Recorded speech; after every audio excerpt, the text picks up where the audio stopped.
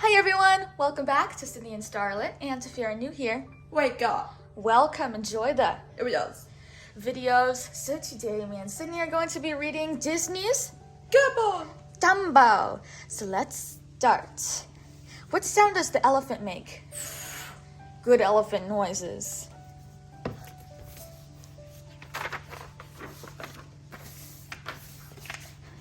Early one morning, while most people were still fast asleep, a flock of storks appeared in the sky. They had been flying all night and were very happy to catch a glimpse of a large tent surrounded by a group of smaller tents and trailers. "There below, it's the circus!" shouted one of the storks as he released his bundle. Soon all the other storks let go of their parcels, and the sky was filled with parachutes carrying blue and pink bundles.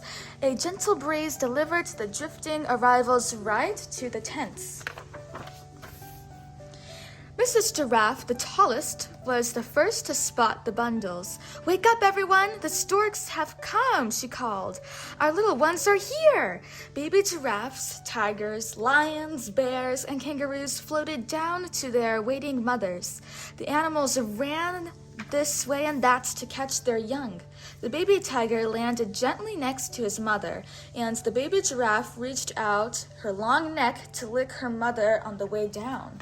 Mrs. Jumbo the elephant watched as each baby arrived. Even after the sky was empty, she continued to look up.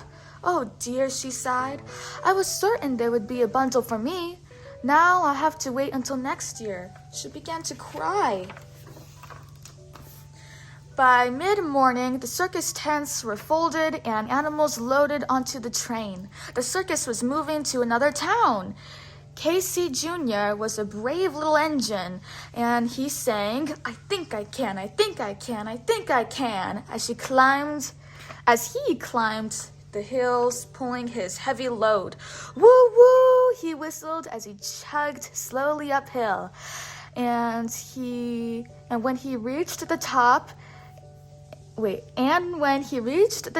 and began racing downhill, he sank faster. "I thought I could, I thought I could, I thought I could," he tooted his whistle with joy.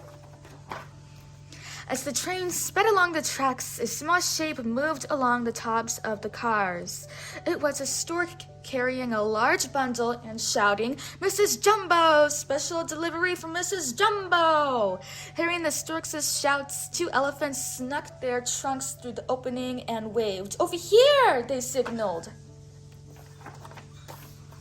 The stork lowered his heavy bundle into the wagon. "Better late than never," he said, tipping his cap. "You'd better check to make sure he's yours," he said, as Mrs. Jumbo untied the parcel. "He looks perfect," exclaimed Mrs. Jumbo, staring proudly at her new baby. His duty done, the stork bowed his job done, the stork bowed to Mrs. Jumbo and was on his way. The other elephants crowded around the new animal. "Isn't he just adorable?" one of them cooed. "Looks just like his mother," said another, and the other elephants nodded their heads in agreement. Then, letting out a big sneeze, the little elephant shook his head, exposing two enormous floppy ears. "Take a look at those ears," said one of the elephants, stretching one of his ears with her trunk. The elephants laughed. "I never saw anything so dumb-looking all my life. We'll have to call him Dumbo," said the biggest elephant.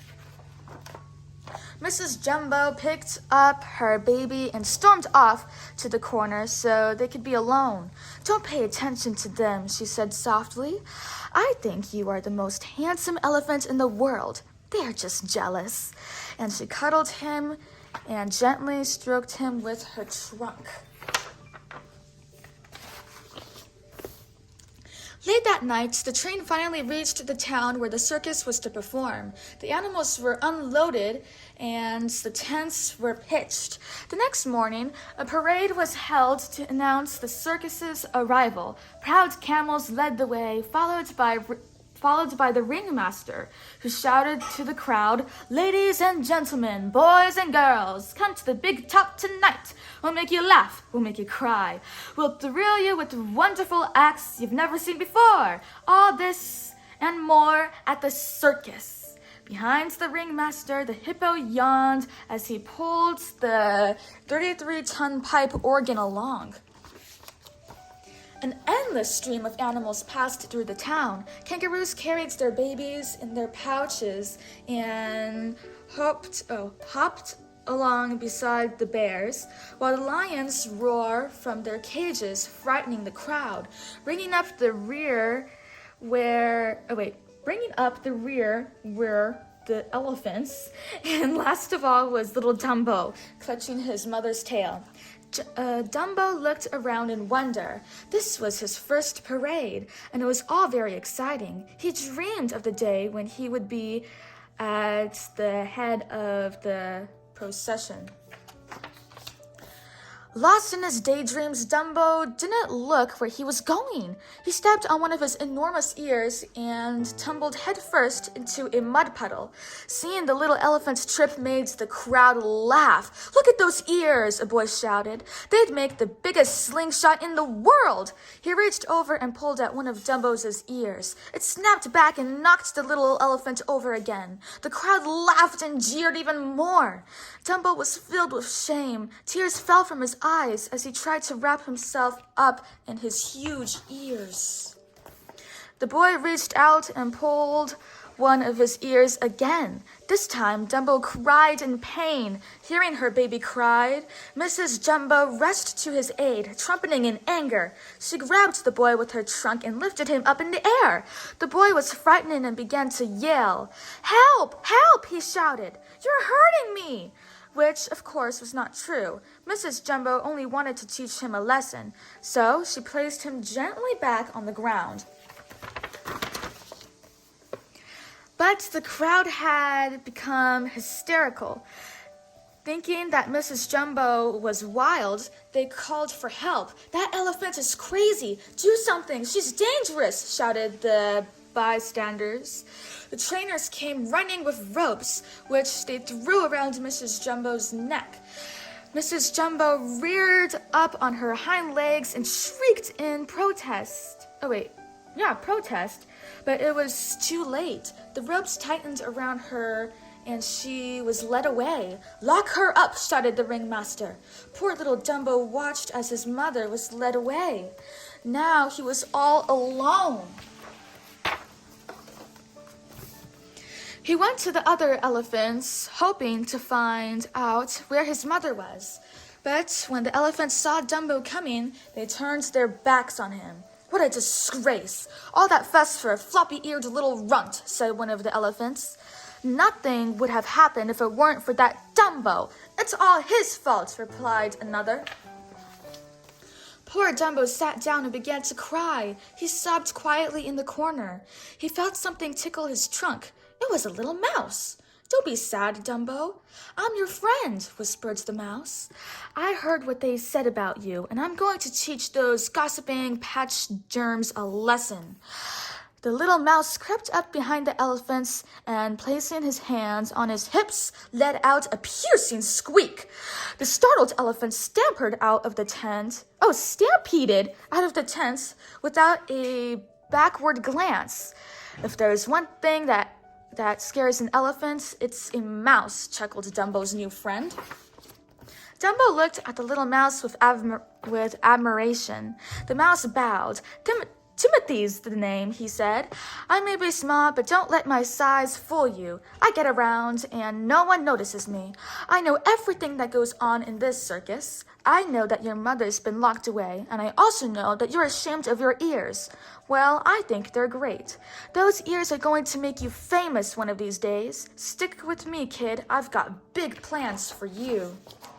That night, as the ringmaster lay asleep, Timothy crept up beside his pillow and whispered into the sleeping man's ear.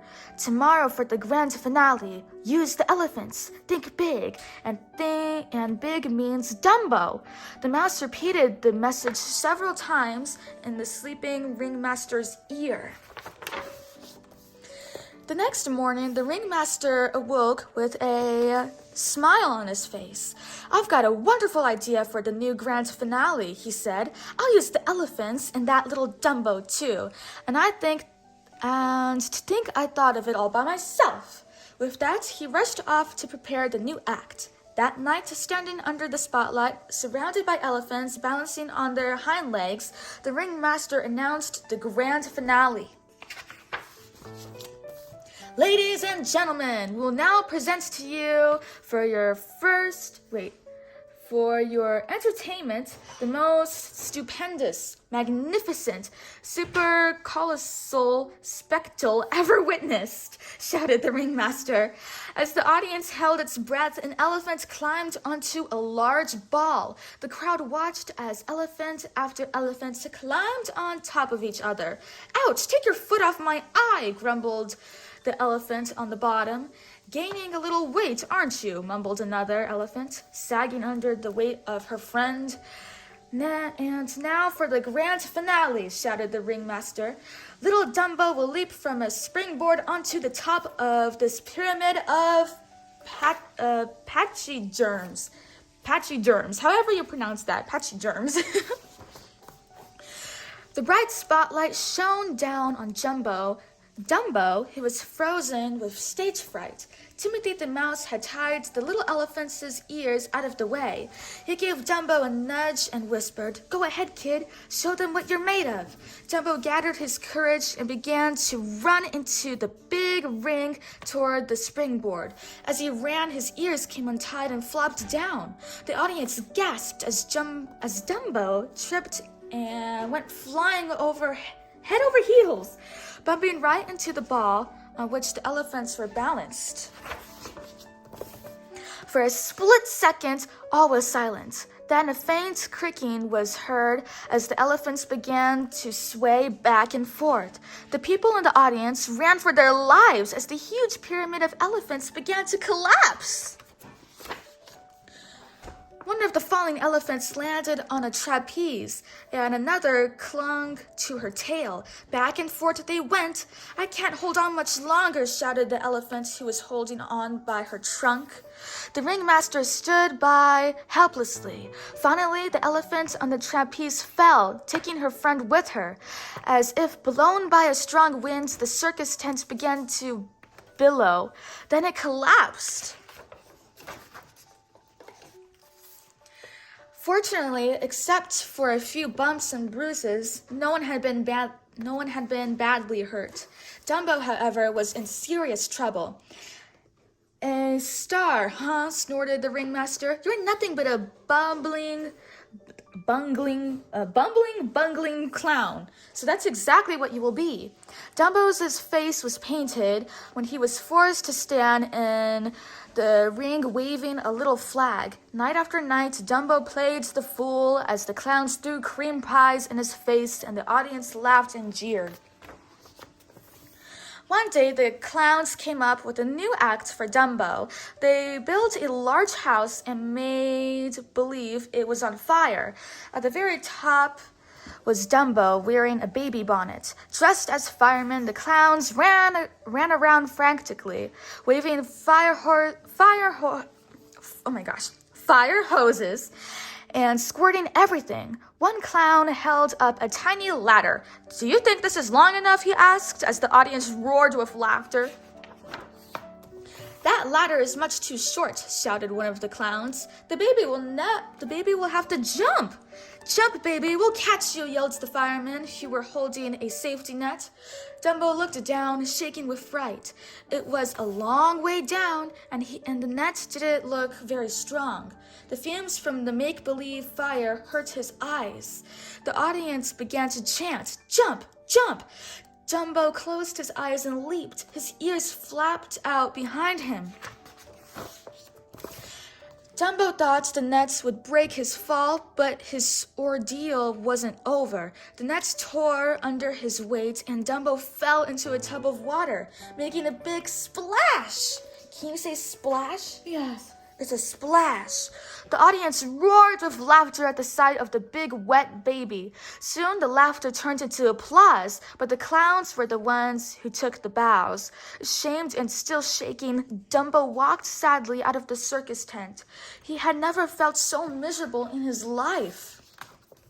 Timothy found Dumbo shivering in the corner. "What you need is a good bath, and you'll feel better in no time," said Timothy, taking up a sponge and scrubbing off the makeup. "Cheer up, Dumbo. I've got some good news for you. I found out where they're keeping your mother. Tonight at midnight, I'll take you to her."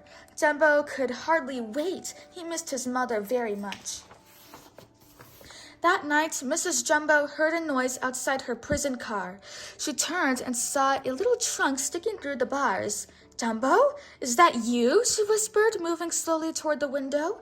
Her legs were chained to huge iron bells. "Wait, I'm coming," she said, as she strained at her chains to reach the window. Mrs. Jumbo slid her trunk between the bars and touched Dumbo. Her eyes were filled with tears. "You've grown since I saw you last," she said, cradling Dumbo in her trunk. "And you smell so nice and sweet. Thank goodness someone is looking after you." Rocking Dumbo gently, she began to sing a lullaby. After some time, Timothy appeared and whispered to Dumbo that it was time to go. Dumbo and his mother sadly waved goodbye.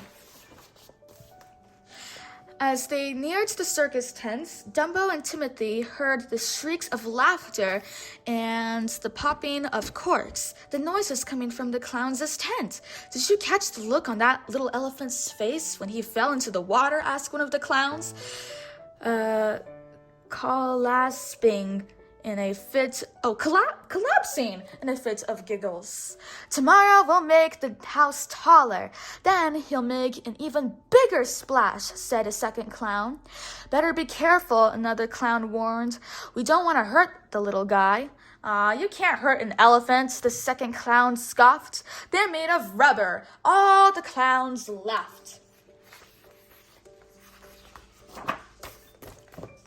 Dumbo had overheard the clown's unkind remark. It made him feel embarrassed. "Don't worry, kid," Timothy blustered. "You and I will have the last laugh. The whole circus will be proud of you one day. You'll make those clowns sorry they ever made fun of you. Now come on," he continued, leading Dumbo away to their sleeping quarters. "Let's get some rest." Soon they both snuggled down to sleep. "Sweet dreams," Timothy whispered. But Dumbo's dreams that night weren't exactly sweet. Strange shapes floated in and out of his dreams. Pink and purple elephants danced and did tricks. The little elephant also dreamed he was flying. Up and down he swooped as he slept, free of all his cares. What a wonderful sensation it was to be up in the treetops. Why, he even dreamed he could hear birds. Timothy snuggled down more securely in the curve of Dumbo's trunk. The little elephant's eyes moved behind his closed lids as he listened to the birds in his dream. "Well, would you look at this?" said a rough voice. It sounded like a crow. "I want to know," said another voice, "how an elephant got up in this tree." "How do you think?" said yet another voice. "He flew." "Flew?" laughed the first crow. "Elephants can't fly." Dumbo smiled in his sleep. Of course elephants couldn't fly. He should know. He was an elephant. But suddenly Dumbo began to wonder whether he was really dreaming. His eyes flew open. The birds in his dream were crows, and they were real. He was in a tree. Not only was he in a tree, but he was falling out of a tree. Dumbo grabbed for a tree limb with his trunk, but he couldn't hold on. Down he fell, landing in a pond with an enormous splash. This was too much for the crows. They almost fell out of the tree too. They were laughing so hard. Poor Dumbo. It was the same old story. People were laughing at him. "Don't pay any attention to those old crows, Dumbo," Timothy advised. "But I still wonder how we got up in that tree. Elephants can't climb, can they?" Dumbo shook his head. "And they don't jump, do they?" Dumbo shook his head again. "Hey, son," called one of the crows. "Maybe he flew up." Oh, right, said Timothy, throwing his hands up in the air. Sure, maybe he flew up. Then he looked at Dumbo and at his large ears. How else could he have done it? Timothy took Dumbo's ear in one hand. Your ears, Dumbo, he cried. Just look at him. They're perfect wings. Dumbo shook his head emphatically, however you say that. Timothy tried to persuade him. Just think, he told Dumbo. Dumbo, the world's only flying elephants. The crows snickered. Go ahead, laugh, Timothy told them. Kick him when he's down. He started to lead Dumbo away. The crows felt terrible. Don't go, said one. He called for a huddle. When they were finished, he handed Dumbo a shiny black feather. This is a magic feather, he told Dumbo. Just hold on to it and you'll soar like an eagle. So Timothy, urging him to go, with Timothy, urging him to go ahead and try. And the crows pushing him from behind. Dumbo had no choice but to take off. Dumbo closed his eyes and began to flap his ears with all his might, and instead of falling through the air, he began to float. Timothy gave a shout of delight. I knew you could do it. Look, we're flying. Dumbo opened one eye and then the other. Timothy was right. He wasn't falling. He was gliding like a bird. Dumbo was overjoyed. This is exactly like his dream. He spread his ears out like wings and turned his body to go right or left, up or down. Before long, he was diving and swooping over houses and trees. Flying was wonderful. Timothy began chattering away. I just wait until the others see you. Oh, Dumbo, I knew you'd be famous someday. But we mustn't let the others know yet. Wait until tonight. Then we'll surprise them. During the circus performance later that day, Dumbo got ready to perform the jumping baby act with Timothy perched in his hat. The clowns had made the burning house even taller. They were looking forward to the enormous splash that Dumbo would make when he fell into the tub. Go on, jump, they yelled. This time, Dumbo was not afraid. He was holding the magic feather in his trunk. Dumbo jumped into the air, but in his excitement, he dropped the feather. Frozen with fear, he began to fall. But Timothy shouted, That feather isn't magic. You don't need it to fly, Dumbo. You can fly all by yourself. With that, Dumbo spread his ears as he came within a few feet of the safety net. He changed direction. Instead of plunging into the water, he soared up toward the top of the tent. The audience was silent. They watched in wonder as Dumbo soared overhead, around and around the big top. We did it, cried Timothy, looking down from his place in Dumbo's hat. The audience began to applaud. Then they started to cheer. No one had ever seen anything like it before. Let's show him a power dive, shouted Timothy. Dumbo decided to have some fun. He zoomed over the heads of the clowns and then over the ringmaster's head. The audience roared with laughter, but this time they were laughing at the clowns and not at Dumbo. The terrified ringmaster jumped headfirst into the tub of water meant for Dumbo.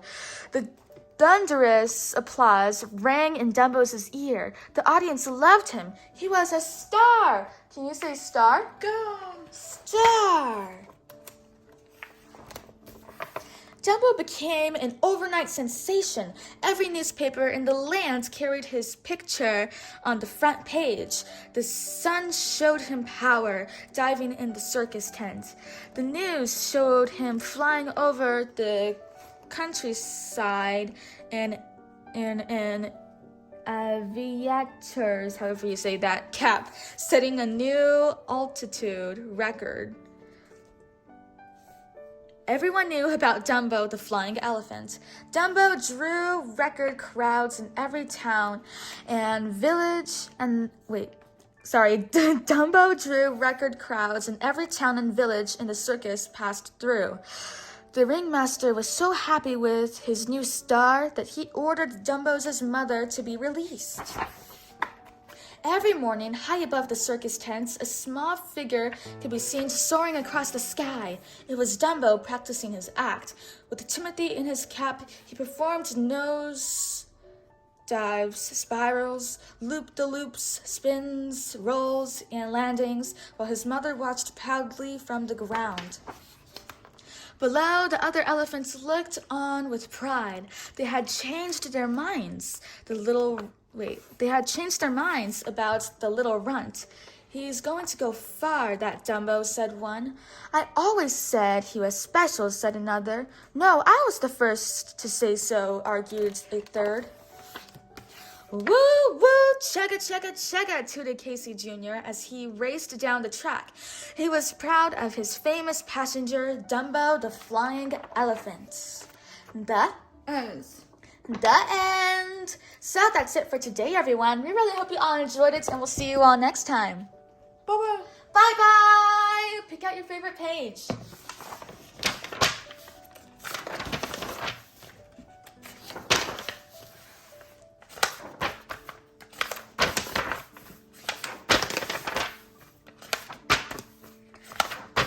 And for tomorrow's video, we're going to be reading Disney's Aladdin. It's going to be a fun one to read.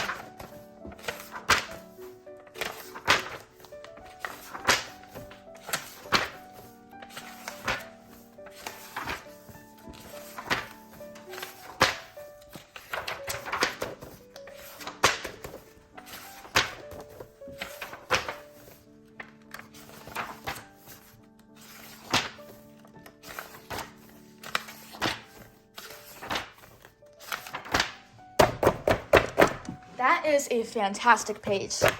Who's your favorite character? Dumbo. Dumbo! Good choice. Bye-bye. Dumbo. Dumbo.